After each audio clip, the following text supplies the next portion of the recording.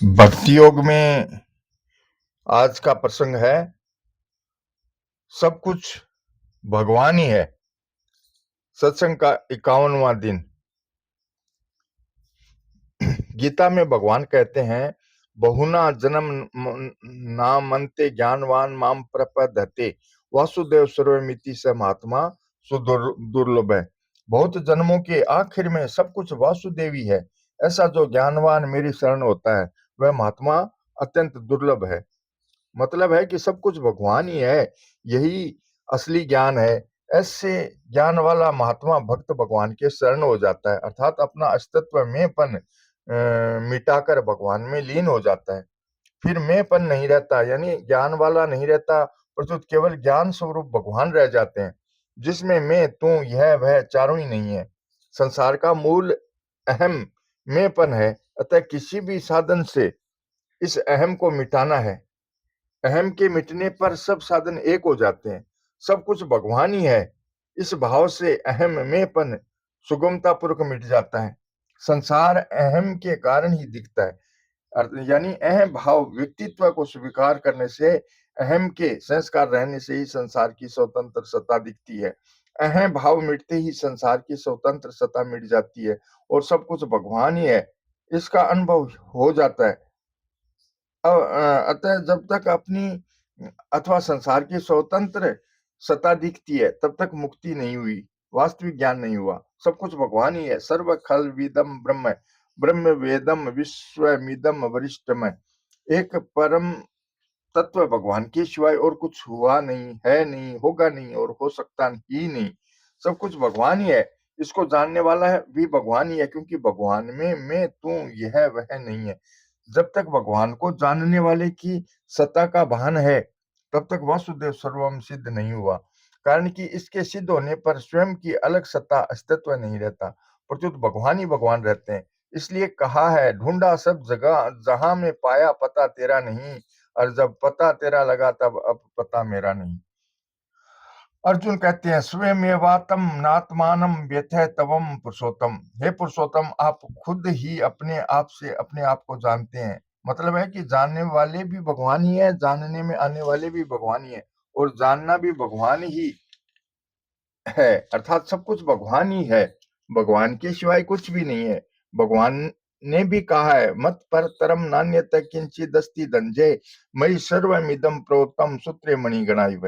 हे धनंजय, मेरे से बढ़कर इस जगत का दूसरा कोई थोड़ा बहुत भी कारण या कार्य नहीं है। जैसे सूत की मणियां सूत के धागे में पिरोई हुई होती हैं, ऐसे ही सारा संसार मेरे ही में ओतप्रोत है।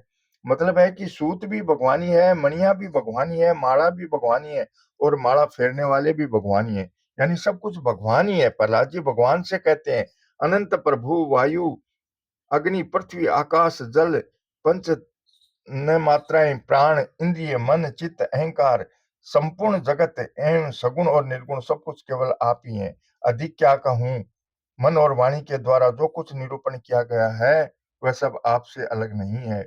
सब कुछ भगवान ही है। यह भाव विवेक से भी तेज है। ज्ञान मार्ग में विवेक की और भक्ति मार्ग में भाव की मुख्यता है।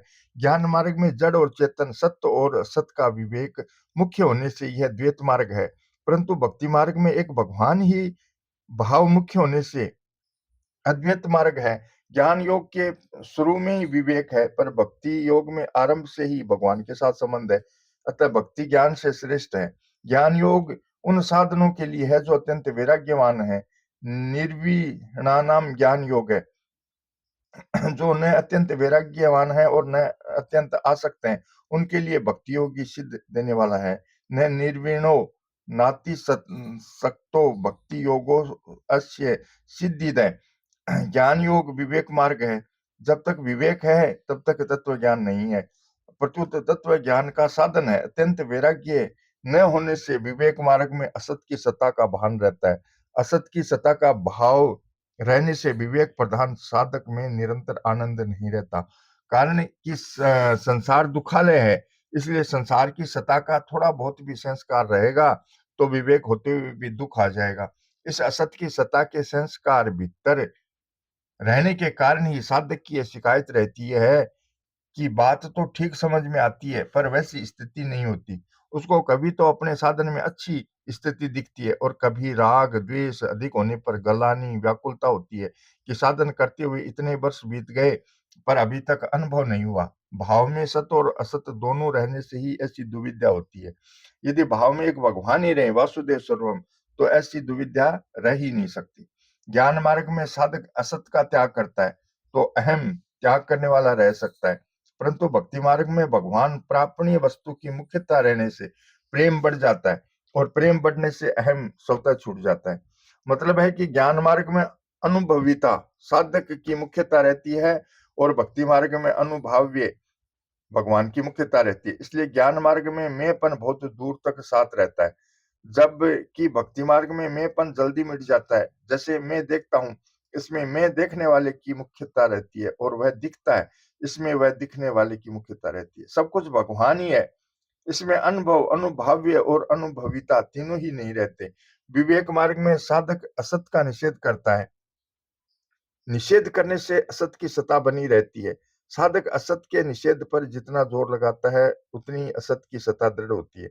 अतः असत का निषेध करना उतना बढ़िया नहीं है जितना उसकी अपेक्षा करना बढ़िया है। उपेक्षा करने की अपेक्षा सब कुछ परमात्मा ही है, यह भाव और भी बढ़िया है। अतः भक्त न असत को हटाता है न असत की उपेक्षा करता है, परंतु सब असत्य सब कुछ परमात्मा ही है, सद सचा है अर्जुन है, ऐसा मान लेता है। ज्ञान मार्ग में गुणा गुणेशु वर्तन्ते, गुण ही गुणों में वर्त रहे हैं। इसमें इंद्रियां विषय और क्रिया तीनों हैं, पर वासुदेव सर्वम सब कुछ वासुदेवी है। इसमें इंद्रियां विषय पदार्थ और क्रिया तीनों ही नहीं है, प्रत्युत केवल भगवान ही भगवान है। जैसे ज्ञान मार्ग में अत्यंत वैराग्य की जरूरत है, ऐसे ही भक्ति मार्ग में दृढ़ मान्यता की अर्थात अचल विश्वास की जरूरत है। जैसे अत्यंत वैराग्य होने पर विवेक बोध में परिणित हो जाता है, ऐसे ही अचल विश्वास होने पर वासुदेव सर्वम की मान्यता अनुभव में परिणित हो जाती है। वास्तविक नजर से देखा जाए तो संसार की मानी हुई सत्ता को हटाने के लिए ही वासुदेव सर्वम की दृढ़ मान्यता करने की आवश्यकता है। अन्यथा वासुदेव सर्वम यह मान्यता नहीं है, प्रत्युत वास्तविकता है। मान्यता करने में मान्यता करने वाला अहम रहता है, जबकि वासुदेव सर्वम में मान्यता करने वाला अथवा अनुभव करने वाला नहीं है, प्रत्युत वासुदेव ही है। कारण कि जब तक अहम है अर्थात मान्यता करने वाला अथवा अनुभव करने वाला है, तब तक संसार की सत्ता है। अब प्रश्न है, वासुदेव सर्वम का भाव विद्यात्मक साधन है या निषेधात्मक साधन? उत्तर है, विधि और निषेध की बात कर्म योग और ज्ञान योग में है। भक्ति योग कर्म योग और ज्ञान योग दोनों से अतीत है, कारण कि कर्म योग और ज्ञान योग तो लौकिक निष्ठाएं हैं, पर भक्ति योग लौकिक निष्ठा नहीं है। विधि निषेध संसार में है, भगवान संसार से अतीत है। सब कुछ भगवान ही है, इसमें निषिद्ध वस्तु असत की सत्ता ही नहीं है। अतः कर्म योग और ज्ञान योग में निषिद्ध का त्याग मुख्य है और भक्ति योग में विश्वास पूर्वक भगवान का आश्रय लेना मुख्य है। भगवान का आश्रय लेना निषिद्ध के त्याग से भी तेज है। आश्रय लेने का मतलब है सब कुछ भगवान ही है, ऐसा दृढ़ता से मानकर मैं और मेरा दोनों को भगवान में लीन कर देना है। प्रश्न है, सब कुछ परमात्मा ही है, इस बात को सीख लेना और अनुभव करना, इन दोनों में क्या भेद है? उत्तर है, सीखने पर मनुष्य सब कुछ परमात्मा ही है इस बात को याद कर लेता है, इसको ठीक तरह से वर्णन कर देगा, इस विषय में पुस्तक लिख देगा, व्याख्यान दे देगा, पर उसके भीतर जगत की सत्ता रहेगी। अनुभव होने पर उसकी एक परमात्मा तत्व में ही समान स्थिति रहेगी। मतलब है कि सीखने में जगत की सत्ता रहती है और अनुभव करने में जगत की स्वतंत्र सत्ता नहीं रहती, परंतु सब समय तथा सब जगह एक परमात्मा ही रहते हैं।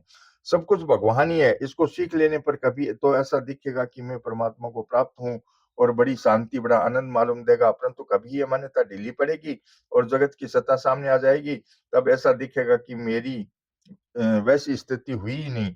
कभी कभी ऐसा मालूम देगा कि जब हम इस बात को नहीं जानते थे उस समय जैसी शांति थी वैसी भी अब नहीं है और बड़ी हलचल हो रही है। जगत की सत्ता जितनी दृढ़ होगी उतनी ही अशांति हलचल दुख संताप पैदा होंगे और जब विचार पूर्वक जगत की सत्ता हटेगी तब सब कुछ परमात्मा ही है ऐसा दिखेगा। परंतु जब सब कुछ भगवान ही है ऐसा अनुभव हो जाएगा तब इसमें कभी फर्क नहीं पड़ेगा, कारण कि भगवान में जगत नहीं है।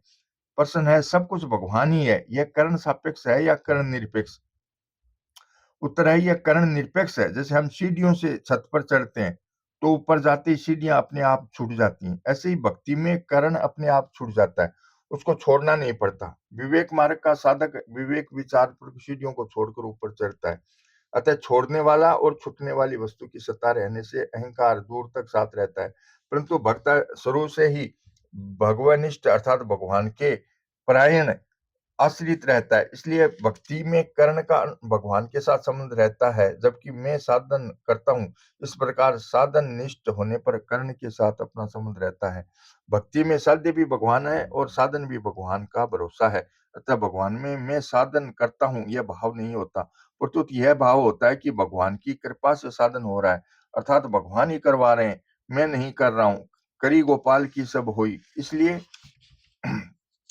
भगत में कर्तृत्व नहीं रहता। अगर कुछ कर्तृत्व रह भी जाए तो उसको भगवान नष्ट कर देते हैं। प्रश्न है, सब कुछ भगवान ही है, इसका अनुभव करने का साधन क्या है? उत्तर है, इसका अनुभव करने के लिए 3 साधन है: कर्म योग, ज्ञान योग और भक्ति योग। कर्म योग में साधक कर्म में अक्रम और अक्रम में क्रम देखता है।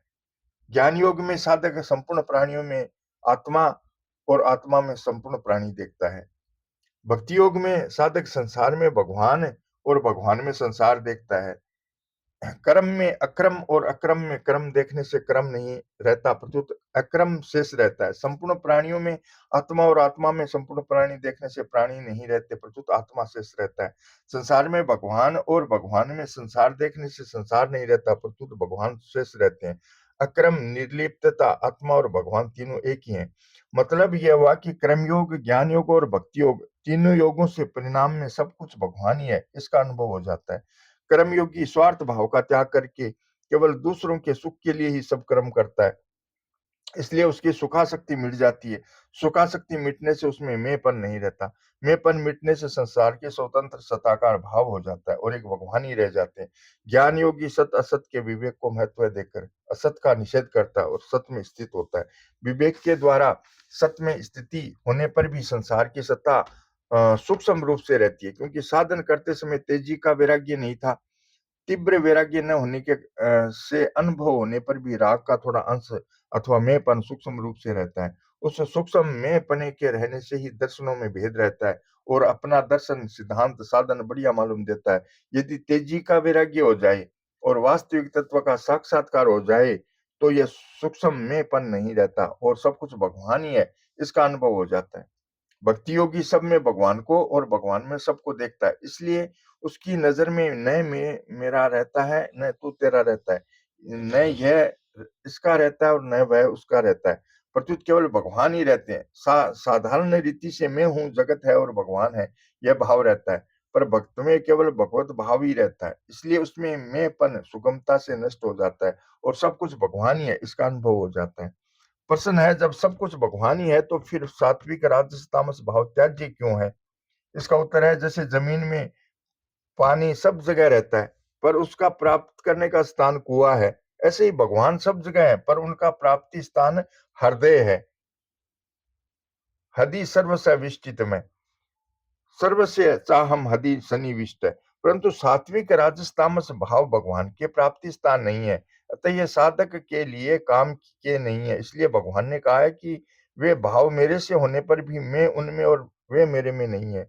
जैसे बाजरी की खेती में बाजरी ही मैन मुख्य होती है, पत्ती डंठल नहीं। किसान का लक्ष्य केवल बाजरी को प्राप्त करने का ही होता है। बाजरी को प्राप्त करने के लिए वह खेती को पानी देता है, खाद देता है, पुष्ट करता है, जिससे बढ़िया बाजरी प्राप्त हो सके। ऐसे ही साधक का लक्ष्य भी केवल भगवान का होना चाहिए, संसार का नहीं। भगवान को प्राप्त करने के लिए साधक को संसार की सेवा करनी चाहिए। सेवा के सिवाय संसार से अपना कोई मतलब नहीं रखना चाहिए। महत्व बाजरी दाने का है, पत्ती डंठल का नहीं, क्योंकि शुरू में भी बाजरी रहती है और आखिर में भी बाजरी ही रहती है। बाजरी प्राप्त करने के बाद जो बाकी बचता है वह पत्ती डंठल अपने लिए किस काम की है, प्रत्युत पशुओं के खाने की चीज है। ऐसे ही सात्विक राजस तामस भाव संसार के व्यवहार के लिए ही है, अपने लिए नहीं। जैसे बाजरी से पत्ती डंठल पैदा होने पर भी पत्ती डंठल में बाजरी नहीं है और बाजरी में पत्ती डंठल नहीं है, ऐसे ही भगवान से पैदा होने पर भी सात्विक राजस तामस भाव में भगवान नहीं है और भगवान में सात्विक राजस तामस भाव नहीं है। न तब हम तेसु ते मई। जैसे पत्ती डंठल उत्पन्न और नष्ट होने वाले हैं, तथा उसमें बाजरी नहीं दिखती, फिर भी पत्ती डंठल बाजरी से अलग नहीं है, कारण कि उनके शुरू में भी बाजरी थी और अंत में भी बाजरी रहेगी। ऐसे ही संसार उत्पत्ति विनाशशील है और उसमें भगवान नहीं दिखते, फिर भी संसार भगवान से अलग नहीं है, कारण कि संसार के आदि में भी भगवान थे और अंत में भी भगवान रहेंगे। जैसे तत्व की नजर से देखने वाला अनजान आदमी बाजरी की खेती को देखकर कहता है कि ये तो केवल घास ही घास है, बाजरी कैसे हुई? ऐसे ही अज्ञानी मनुष्य कहता है कि जो दिखता है वह तो संसार है, भगवान कैसे हुए? परंतु जो तत्व से देखते हैं, उस उन ज्ञानी महापुरुषों की नजर में संसार है ही नहीं, परंतु सब कुछ भगवान ही है। वासुदेव सर्वम। जो बाजरी को देखते हैं वही वास्तव में मनुष्य हैं, जो केवल घास को ही देखते हैं वे तो पशु हैं, कारण कि मनुष्य तो घास का त्याग करके बाजरी को ग्रहण करते हैं, पर पशु कोरी घास ही चबाते हैं, क्योंकि उनकी नजर में घास के सिवाय और कुछ है ही नहीं। श्री कृष्ण गोविंद हरे मुरारी, हे नाथ नारायण वासुदेवा। श्री कृष्ण गोविंद हरे मुरारी, हे नाथ नारायण वासुदेवा। जय श्री कृष्ण।